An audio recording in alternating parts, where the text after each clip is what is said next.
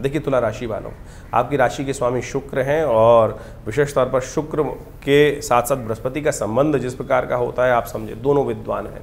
एक देवगुरु हैं जो बृहस्पति हैं जिनका परिवर्तन का योग बन रहा है, और आपकी राशि के स्वामी हैं शुक्र जो दैत्य गुरु माने जाते हैं। दोनों बुद्धिजीवी हैं और दोनों गुरु हैं, और जिस प्रकार का प्रभाव उत्पन्न करते हैं वो आपको समझना चाहिए। बृहस्पति का परिवर्तन जिस प्रकार का योग बना रहा है वो आपके लिए बहुत खास है, बहुत खास है। अद्भुत करने के योग बन सकते हैं बृहस्पति जिस प्रकार से।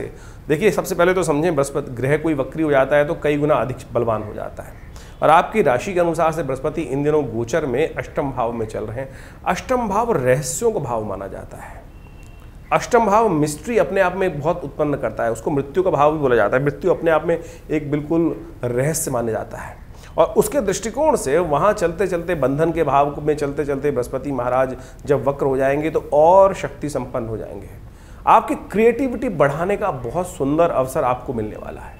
जी हाँ, ये बृहस्पति क्रिएटिविटी जो आपके उत्पन्न करने के योग बना सकते हैं। जहाँ पर विचार आपको आ ही नहीं रहे थे, बहुत सारे रास्ते आपके लिए जो बंधन वाले हो रहे थे, उन बंधनों को तोड़ने के लिए, उन बंधनों में कुछ नया विकास करके लाने के लिए, हिडन पावर्स के अंदर कुछ मिस्ट्री वाली पावर, तंत्र मंत्र इत्यादि के अंदर, ज्योतिष के अंदर जिस प्रकार की भविष्यात्मक विद्याएं होती हैं, उनके अंदर रहस्य वाली चीज़ों के अंदर जो भी युक्ति युक्त तरीके से कुछ नया खोज करने की बात मनोमस्तिष्क में आ सकती है। विचार कुछ इस प्रकार के इस बृहस्पति के वक्रत्व के अंदर आपको प्राप्त होने के योग बन सकते हैं। बृहस्पति आमतौर पर जब बहुत शुभ ग्रह माने जाते हैं, सबसे शुभ ग्रह माने जाते हैं बृहस्पति, और पृथ्वी के तो खास तौर पे हमारे खास तौर पे सौरमंडल के दृष्टिकोण से यदि देखें, जो आज मॉडर्न साइंस इसको कहती है कि हमारी पृथ्वी का सबसे बड़ा कोई मित्र हो सकता है, तो वो बृहस्पति ग्रह है। और ज्योतिष इसी दृष्टिकोण से बृहस्पति को सबसे ज़्यादा शुभ ग्रह मानती है। और जिस प्रकार का योग बृहस्पति बन रहा है, 9 अक्टूबर से लेकर 4 फरवरी तक बृहस्पति वक्री रहेंगे। इसमें 2 नक्षत्रों में बृहस्पति ट्रेवल करेंगे, और यदि देखें 28 नवंबर तक बृहस्पति जो है वो मृगशिरा नक्षत्र में, मंगल के नक्षत्र में रहेंगे, और उसके बाद रोहिणी नक्षत्र में चले जाएंगे। जिस प्रकार से वक्र गति से चलते चलते पहले चतुर्थ चरण में, फिर तृतीय चरण में, इस प्रकार से बृहस्पति की यात्रा चलती रहेगी। वक्र गति से धीरे धीरे नेगेटिव थोड़ा सा अंशों में पीछे जाएंगे, और ये बृहस्पति की शक्ति को कई गुना बढ़ा देगा। आपने देखा होगा बृहस्पति महाराज पिछले करीब करीब 5-6 महीनों से जिस प्रकार के आपके जीवन में योग बना रहे हैं, कई मामलों में थोड़ा संघर्ष उत्पन्न कर रहे होंगे, बंधन उत्पन्न कर रहे होंगे। बहुत सारे जीवन समय से आप कई क्षेत्रों में तुला राशि वाले जो संघर्ष कर रहे हैं और रास्ता नहीं दिखाई दे रहा, ये समय है कि उसमें कुछ नया रास्ता आपके विचारों में आने के योग बन सकते हैं बृहस्पति की शक्ति को प्राप्त करने से। ये आपके लिए बड़ा अच्छा योग बनता दिखाई देगा। ऐसे में थोड़ी सी बृहस्पति को और ताकत देने की ज़रूरत है आपको, थोड़ी सी पीली चीज़ों का दान, ये आप अवश्य करने का प्रयास कीजिए। देखिए आपकी राशि के स्वामी शुक्र हैं, और ऐसे में जरा जरी युक्त वस्त्र भी अगर आप किसी मंदिर में, देखिए बहुत सारे उत्सव आएंगे, दिवाली भी आएगी, बहुत सारे और भी उत्सव समय समय पर आते रहेंगे इस समय में, तो आप कोशिश करें जरी युक्त वस्त्र भी, यदि मंदिरों में जाके पीली चीज़ों का मंदिरों में दान, पूजा पाठ की पुस्तकों को मंदिर में दान, ये सब चीज़ें यदि आप किसी भी देवालय में, किसी भी पूजा वाले स्थल में किसी ब्राह्मण को यदि देने का प्रयास करेंगे, तो देखिएगा बृहस्पति आपकी कुंडली के अंदर इस वक्त बहुत अद्भुत योग बनाते दिखाई दे रहे हैं। ये वक्री बृहस्पति बिल्कुल नेगेटिव नहीं होने वाले हैं आपके लिए। हमें तो ज्योतिष के दृष्टिकोण से दिखाई देता है कि कई प्रकार से, कई केसेस में, कई प्रकार के यदि बड़े बुजुर्गों के साथ संबंधों में कोई खटास आ गई, तो उनको भी ठीक करने का समय आपके लिए बड़ा सुंदर तरीके से बन सकता है। हाँ, लेकिन आलस्य में रहे तो, और थोड़ा क्रोध यदि बढ़ता चला गया तो ऐसे में ध्यान रखिए, क्योंकि शनि महाराज भी इन दिनों बुद्धि में बैठे हैं आपके। शनि बुद्धि में बैठकर थोड़ी जड़ता उत्पन्न कर देते हैं, और तुला राशि वालों के लिए खास तौर पे इस वक्त योग चल रहा है जिस प्रकार से शनि और बृहस्पति का, वो एक बात ध्यान रखें, बुद्धि की जड़ता को त्यागना है, नहीं तो काम का प्रभाव जो नेगेटिव पॉजिटिव की जगह नेगेटिव हो सकता है, इस बात का ध्यान रखना है। शनि को अपने ऊपर हावी नहीं होने देना है। तुला राशि वालों, शनि महाराज वैसे आपके लिए योग कारक माने जाते हैं आमतौर पर, लेकिन शनि वक्र स्थिति में और बृहस्पति वक्र स्थिति में, ये दोनों प्रभाव जिस प्रकार से हैं, तो उसका थोड़ा ध्यान रखते हुए कार्य करने की ज़रूरत है। जैसा हमने आपको उपाय बताया, पीली चीज़ों का दान, मंदिर देवालय में विशेष तौर पर ये चने की दाल या गौशाला में दे दीजिए, बृहस्पति के मंत्र का जप कर लीजिए, केसर का तिलक कर लीजिए। ये सारे उपाय अद्भुत रूप से आपके कष्टों को निवारण करने का रास्ता बहुत सुंदर तरीके से बना सकते हैं। बृहस्पति का विशेष तौर पर ये बहुत इंपॉर्टेंट प्रभाव आपके लिए, बृहस्पति करीब करीब 1 साल तक एक राशि में रहते हैं, और उसमें से 4 महीने तक वक्री रहते हैं। तो वक्र तो नेगेटिव जो प्रभाव है वो तो गोचर का है ही है, लेकिन आपकी जो राशि के दृष्टिकोण से देखा जाए, बाकी ग्रहों को देखते हुए, तो बृहस्पति का ये प्रभाव आपके अंदर कुछ नया योग बनाने की स्थिति उत्पन्न करता दिखाई दे रहा है। अध्यात्म को अपने जीवन में अवश्य स्थान देने का प्रयास कीजिएगा। अध्यात्म में विश्वास जगाकर और भगवान की कृपा से कुछ ना कुछ नया क्रिएटिव करने का रास्ता आपके लिए बन सकता है। देखिए, सीधे सीधे रास्ता नहीं बनने वाला है। वक्र गति का मतलब है टेढ़ा, जुगाड़।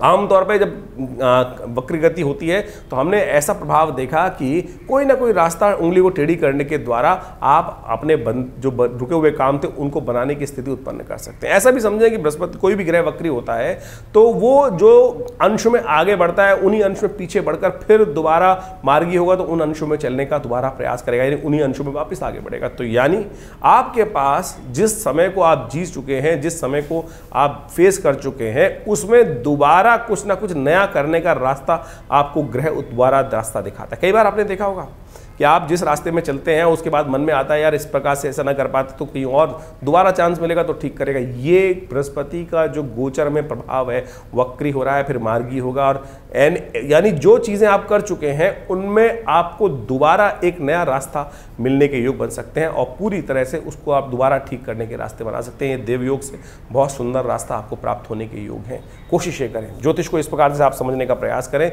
ज्योतिष कोई टोटकों का विज्ञान नहीं है। ज्योतिष प्रत्यक्ष रूप से आपको समय बताता है कि समय किस प्रकार से आपके साथ खेल करने का योग बना रहा है, क्या स्थिति आपके लिए उत्पन्न होने वाली है। तो ये समय आपके लिए ऐसा आ रहा है कि 2-3 पिछले महीनों में जिस प्रकार से बृहस्पति 4 महीने के लिए वक्री होंगे, 4 महीने बाद फिर मार्गी होंगे, 4 महीने बाद मार्गी होंगे, फिर आगे चलेंगे उन्हीं अंशों में, तो आपके द्वारा किए गए बहुत सारे कृत्यों को आप दोबारा कुछ ना कुछ रास्ता बनाकर उनको ठीक करने का रास्ता बना सकते हैं। ये गोचर का जो प्रभाव है विशेष तौर पर आपके लिए बहुत महत्वपूर्ण रहने वाला है। हमें तो ये दिखाई देता है ज्योतिष के दृष्टिकोण से।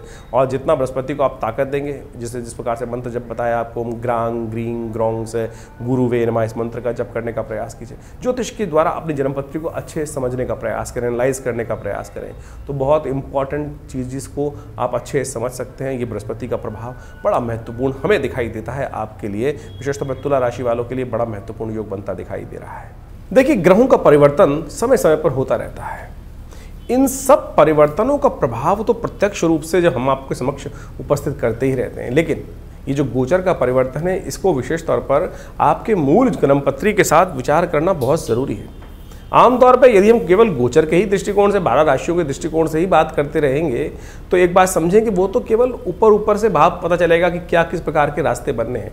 लेकिन अब ये समझना पड़ेगा, इसकी स्थिति इस प्रकार से समझें कि दुनिया में हर प्रवृत्ति के लोग हैं, हर प्रकार के लोग हैं, जो कई बहुत ऊंचे स्थानों पर बैठे हैं, कई साधारण स्थानों पर बैठे हैं, कई बिल्कुल निकृष्ट स्थानों पर बैठे हैं। हर व्यक्ति अपनी अपनी जैसे सीढ़ियों के अलग अलग पायदान पर उपस्थित है। हर जितने करोड़ों अरबों लोग हैं उनके सबके अलग अलग पायदान हैं और उन सब पायदानों पर उनका प्रभाव गोचर पे अलग अलग प्रकार का होगा। ये ऐसा नहीं कह सकते कि ज्योतिष के दृष्टिकोण से ये जो गोचर का प्रभाव है हर व्यक्ति पर एक जैसा ही होने पड़े। आपकी जन्मपत्री में किस प्रकार के राजयोग बने हुए हैं, किस प्रकार के दरिद्र योग बने हुए हैं, किस प्रकार की दशाएं चल रही हैं, मूल जन्मपत्री के अंदर ग्रहों की अवस्था किस प्रकार की है। आप समझें कि गोचर में बृहस्पति महाराज या कोई भी ग्रह उच्च के हो गए और मूल कुंडली के अंदर उनमें ताकत ही नहीं है, तो वो क्या प्रभाव दिखाएगा ग्रह, वो तो फिर साधारण होकर निकल जाएगा। बहुत सारे लोग अपने अपने समय समय पर प्रश्न उठते रहते हैं कि दुनिया में जब जिस प्रकार का ग्रह योग बन रहा है, अच्छा बन रहा है, राशि के दृष्टिकोण से अच्छा बन रहा है, लेकिन मेरी जिंदगी में कुछ नहीं हो रहा है। कारण क्या है? क्योंकि मूल जन्मपत्री में कितनी ताकत है, मूल व्यक्ति के अंदर कितनी ताकत है, किस प्रकार का कौन सा व्यक्ति किस लेवल पर बैठा हुआ है, क्या क्या उसके दुष्प्रभाव है, कौन कौन से कर्म किस प्रकार के उसने किए हुए हैं, उसका लेखा जोखा किस प्रकार का बना हुआ है, तो ये सब मूल जन्मपत्री के द्वारा ही समझा जा सकता है। उसके जीवन में क्या कुछ चलना है, कैसे चलना है। अब हवाएं तो ऐसा समझ सकते हैं कि गोचर के दृष्टिकोण से ऐसा माने कि एक वर्षा ऋतु की हवा चल रही है। अब वर्षा ऋतु के अंदर बड़ी सुहानी हवा चलती है कई बार, और वो यदि कोई व्यक्ति को बुखार है तो उसका बुखार बढ़ा देगी, यदि किसी को जोड़ों का दर्द है तो उसके जोड़ों को दर्द को बढ़ा देगी। लेकिन कोई व्यक्ति स्वस्थ है तो पूरी तरह से उसका आनंद ले सकता है। कई व्यक्ति यदि मानसिक तौर पर दुखी है तब भी उसको कुछ ना कुछ रास्ता मिलता दिखाई देगा। लेकिन कहीं कोई मन से कहीं कुंठित है, फंसा हुआ है, तो वो हवाएं भी उसके मनोमस्तिष्क को शांत नहीं कर सकती।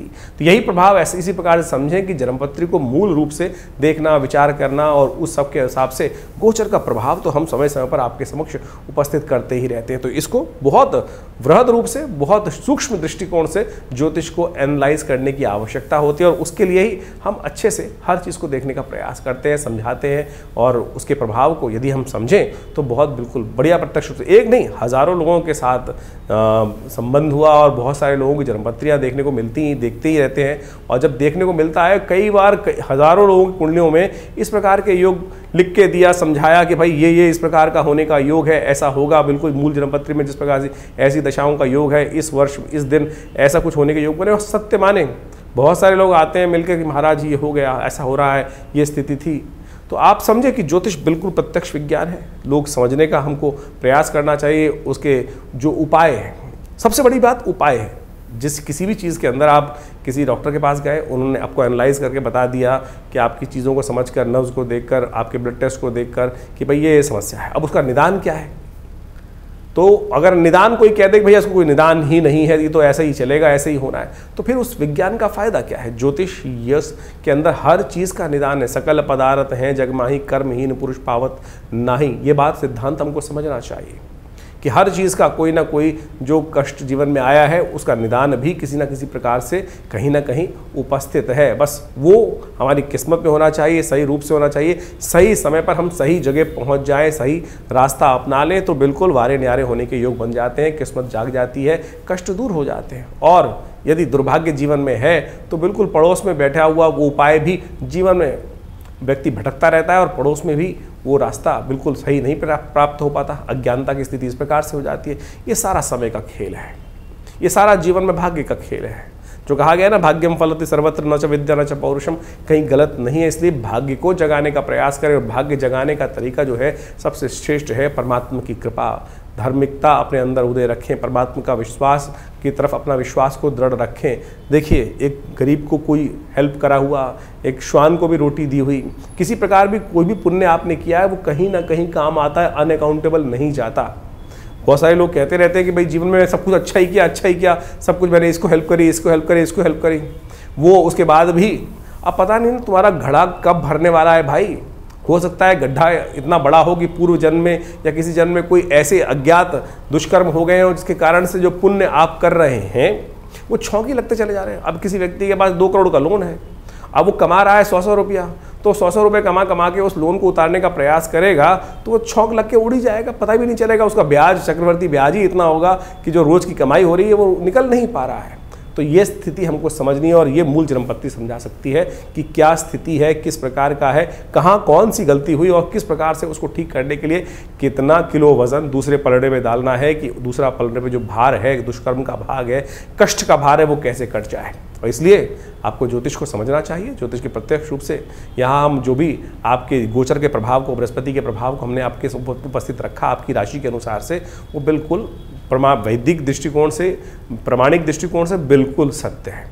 बस वही एग्जाम्पल आप समझ लें कि आप किस लेवल पर है, उसका प्रभाव आपके ऊपर किस प्रकार का हो रहा है, वो पूरी जन्मपत्री को निष्कर्ष रूप से यदि हम देखें, समझें, तो आप उसके लिए आश्रम से जुड़ सकते हैं। बहुत सारे आश्रम में बहुत सारी गतिविधियाँ चली रही हैं, बहुत सारे शोध चलते ही रहते हैं समय समय पर, चाहे वो यज्ञ विज्ञान है, चाहे वो मंत्र विज्ञान है, और बहुत सारी पुस्तकें आश्रम के द्वारा इन समस्त हमारे शोधों पर प्रकाशित की गई हैं, और नित्य प्रति बहुत सारे उत्सव कार्यक्रम में चलते रहते हैं। इस दौरान भी जैसे बृहस्पति का ये वक्र स्थिति चल रही है, आश्रम में लगातार बहुत सारे कार्यक्रम रहेंगे। यज्ञ भी रहते हैं, हर रविवार को सुबह 8 से 10 बजे तक यज्ञ रहता है, मंगलवार को सुंदरकांड का पाठ रहता है, नित्य प्रति रुद्राभिषेक रहता है, और उन सब के शुभ कार्यों में, पुण्य कार्यों में आप भी जुड़ सकते हैं। नंबर्स आपके सामने स्क्रीन पर है, और आपका सबका स्वागत है दिल्ली में विवेकानंद योग आश्रम में। आप आइए, हमारे बहुत सारे कार्यक्रमों में जुड़ सकते हैं आश्रम के साथ। आश्रम लगातार आपके बहुत सारी आश्रम की जो धार्मिक गतिविधियां हैं वो लगातार पिछले करीब 50-60 सालों से चली रही है, और हज़ारों लोग आश्रम के साथ जुड़े हैं। आप भी आएंगे रविवार वाले यज्ञ में तो स्वयं देखिएगा, माँ भगवती का सानिध्य प्राप्त कर आप अपनी किस्मत को जगा सकते हैं, कष्टों को दूर कर सकते हैं। माँ भगवती दुर्गा का शिव विग्रह, अत्यंत चमत्कारी शिव विग्रह वहाँ उपस्थित है, और भगवती कृपा से बहुत सारे मनोकामना सिद्धि के योग अवश्य बनेंगे।